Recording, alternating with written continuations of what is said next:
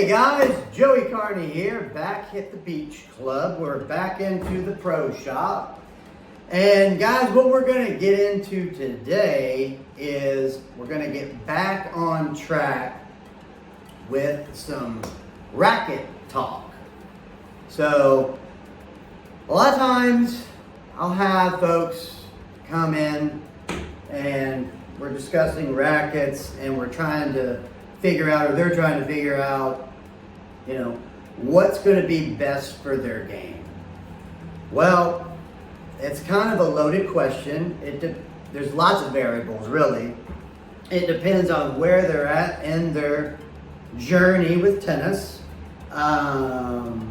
what they're looking for to get out of their racket,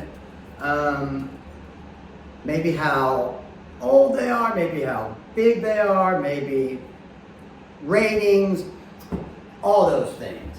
So what we're going to spend time talking with you guys about is a general kind of overview of tennis rackets. And we'll even kind of get into what I like and what I play with. So if you're a beginner, right, you're probably going to choose something that's really most important is the finances of it. So if you're just beginning, there's absolutely no reason why you should spend X amount of dollars on a tennis racket. If you're just beginning and you're liking it, you're digging it, you're hitting, you maybe are taking some group lessons, learning the rules, what have you, then your racket is a recreation racket. You don't really need to spend more than, 30, 40 bucks. Perfect. That's it. You're good. Don't worry about the strings. You're good. You can get these at, Target, like Walmart. I almost said Kmart and dated myself. I'm not even sure if they're even still around. But your big five discount stores, sports stores, and other stuff. So from the recreation level, it's not really going to matter what you're playing with. When you start to get a little bit more experienced as a player, that's when it kind of gets a little bit more interesting. I love it. I could nerd out all day with racket stuff. Even when I started, when I was, oh my gosh, I think I was 10. I'd have to kind of refer back to my parents exactly. 10, 11. And I started with a buddy of mine. His name is Brad Bowman. What's up, Brad? We started out taking group lessons, and at that time I was using a Donne aluminum racket. So we kind of have that here. I'm just going to step here for just 1 second. So for a beginner, for a recreational player, you're going to be looking for something kind of like this. It's not bad looking, actually. It's red, it's got the grip, it's made out of aluminum. So the material is going to be different with the rec level stuff, and the price will reflect that.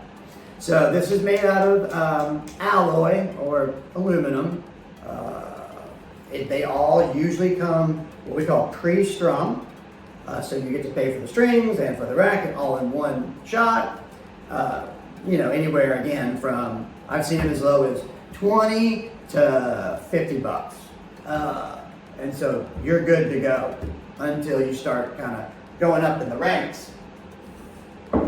Once you get to the intermediate level, and we're going to hang here for a bit. Once you get to the intermediate level, again, things start to change. So your technique is getting a little bit better. You're starting to notice things from your racket that do good things, and they might do bad things. And so you're looking for a change. At this point, if I was going to recommend something to someone at that intermediate stage, that's probably one of the biggest markets for tennis rackets. So, I mean, you can kind of get lost in the woods with it, but a rough idea would be, as far as prices, I would stick from, anywhere from, say, a 50, 60, up to about 100, maybe 120. And those more than likely are going to come unstrung. So you're going to have to pay out for that. So an additional probably 30, 40 bucks, depending on what type of string. So there's many different manufacturers, Babolat, Wilson, Head, just to name a few, Lacoste, some of the more smaller ones. But you're going to be looking for a racket that's pretty stiff, not very flexible, not very soft, because you're going to be wanting some additional power coming from the racket. So, there's hundreds and hundreds and hundreds of those. So you're going to look for something pretty stiff. You're going to stick with the standard length, which is 27 inches. And if you're looking at weight, I would say anywhere from 9 ounces, which is extremely light, all the way up to, say, 11 ounces. So a 2-ounce spread, 9 to 11. Racket head size, that's where things get a little bit more interesting. You can have a small racket head, a medium racket head, or a large racket head. And if you're in that intermediate phase, you'll kind of probably want a betweener or a tweener. It's just a word that we use in this funny sport where it's in between phases. So what I'm looking at right now, what's on the screen, this is a Babolat Pure Drive. It's a 107. That's an oversize. Then I've got another example here. This is a Wilson Clash. It's a great racket. Super flexible, especially for today's standards. And it's 100 square inches. Then we got something way over to the other side for the really advanced and maybe even somewhat of older tech, which this is a head, well, I can't tell you it's a secret, underneath the paint, but it is a mid-size, and this is a 93 square inch head, much smaller, which we'll go into that in just a little bit. So back to the tweener rackets, or the intermediate, you're looking at oversized or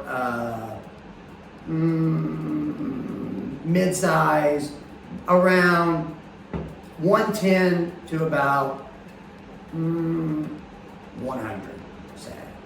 So 10 square inches in differentials. So oversized, mid-plus, which is what that is. Anything a little bit lower than an oversized is a mid-plus. And then you've got mid-size. And then in the olden days, I don't know if you can see it too well in the frame, but in the olden days, there we go, they used wood rackets, and those are standard size.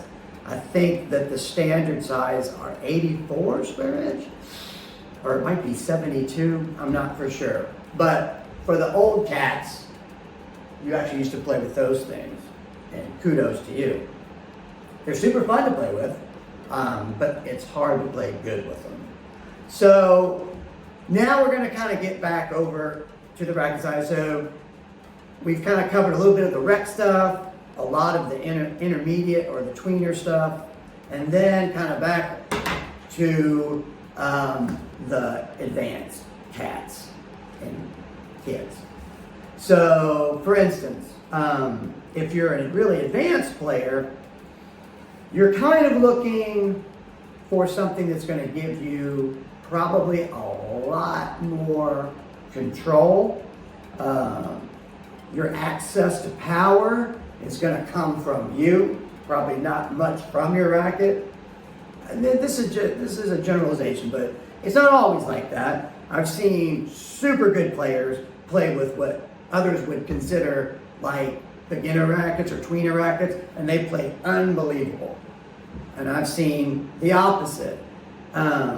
Personally, myself, I like rackets that are super flexible, like to the nth degree. So if you know anything about the stiffness of rackets, the majority of today's frames that are produced are pretty stiff.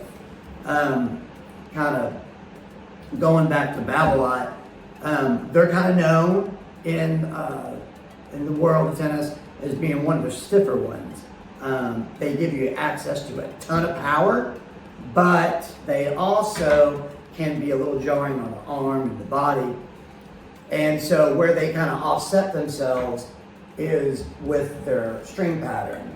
Babolats are also known for getting a lot of access to spin, whether that be slice, majority speaking, top spin, and a lot of players kind of gravitate towards Babolat because in our tennis world today, folks and people are really looking for a lot of access to a lot of top spin, and that's kind of taken over a little bit. Back over to the advanced rackets, there are, again, kind of like in the in-between, and even in the beginner, there is a ton of different rackets from the advanced stage. So what we're going to spend time talking about with that is a lot of advanced players enjoy maybe a little bit softer of a racket, because the softer the racket is, the less power you're going to have. And that's pretty through the line. The stiffer your racket, right? So the stiffer your racket, when the ball hits it, it deflects less, right? Because it's hard stiff. So the ball shoots off faster. So think of it in terms like this. When you think of like racket stiffness, think of it as like a baseball bat. Well, if I have a wood bat and I take a ball, whack, right? And I nail that sucker with a wood bat, boom. Let's say I swing it real hard. Let's say I hit it and it goes 100 feet. Well, then I lay down the wood and I pick up an aluminum racket, and then I hit that same ball with the same force, right? And instead of that ball propelling 100 feet with the aluminum racket, it's going to go, say, 300 feet. So a lot further. So in tennis terms, we equate further with power, right? Because we're confined to the court's dimensions and the lines, the baseline, predominantly, right? So whatever sends that ball over the line, and we're a decent player, we're mad at that. We don't like that. We want the ball to stay in front of the line, so we have to have some measure of control.